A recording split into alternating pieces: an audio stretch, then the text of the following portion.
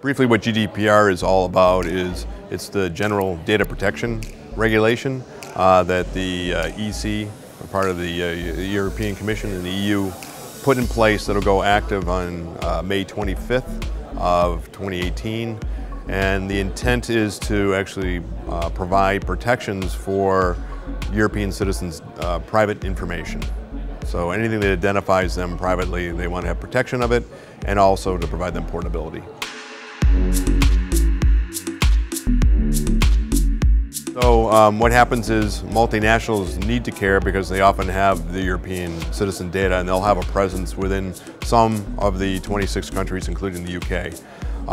But through Privacy Shield and the Judicial Redress Act that was put in place to allow us to have bidirectional trade to carry on after Safe Harbor was taken out of play a few years back, the countries and the people over there can actually do class action lawsuits against US companies if they lose the data. So for instance, if I'm just in Orlando and I'm a retailer and I'm collecting citizen data and I have no presence whatsoever, I could be subject to a class action lawsuit where I may have to represent myself in 26 different countries if I lose that much data.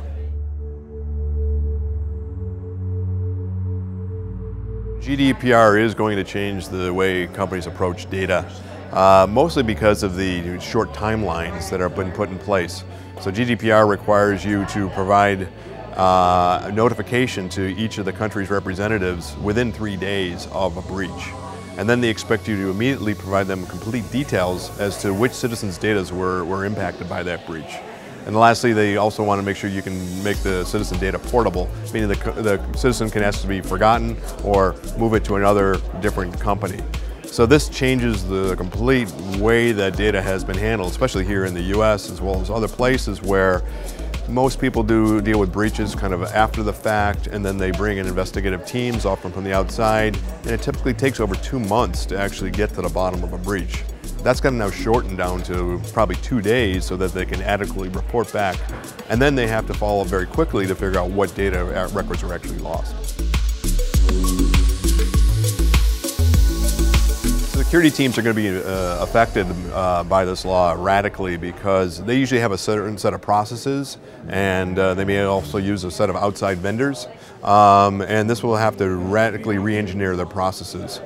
So a lot of companies are now looking for new approaches to actually solving this problem, and we at CSPI are one of those companies of trying to take that on and provide them more of an automated approach to do breach detection so they can change their processes to kind of align it with a shortened time frame. Companies are struggling where they need a data privacy officer or a DPO. Any company that has a presence in the EU in some form or fashion should have a DPO. This is the one person that the country officials are going to be looking to have them communicate to them. It has to be known to them, and you have to be known. You have to know who to communicate with. So they are the conduit that talks to the country representatives when you have an issue or there is some communication that has to go back and forth. So that has to be assigned. So you really is no way to get around that.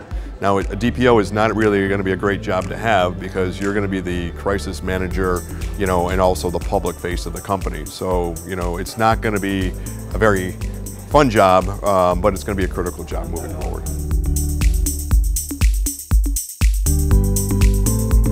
What they really need to do is, we actually have a methodology in which we talk to them about it. And the first thing we usually say is, do one thing, quickly assess where you keep your critical information, the personally identifiable information. Figure out what applications use that, what databases, what file stores, where are they? And then set up your security systems to make sure that you are doing the most you can to actually protect them. In some cases you may have data that's moving across your organization, so you'll want to make sure you're monitoring that as it moves east-west, not just north-south. So you want to make sure you're really understanding where that is, and then apply the appropriate tools to begin to protect that, and hopefully then monitor if you do have a breach, because breaches will happen. The best threat detection tools will only catch so much, and the typical enterprise has about 5,000 threats going on at any moment in time, so your staff may miss something. So you want to have a way to actually say, wait a minute, the breach happened, I want to know about it against this data, and then be able to have a tool that's in place that lets you go in there and quickly assess what records were exposed, because that's what you're going to need to know. So if companies can figure out how to do those steps, they'll be in good shape. And they've got good 6-7 months before they really have to worry about anything.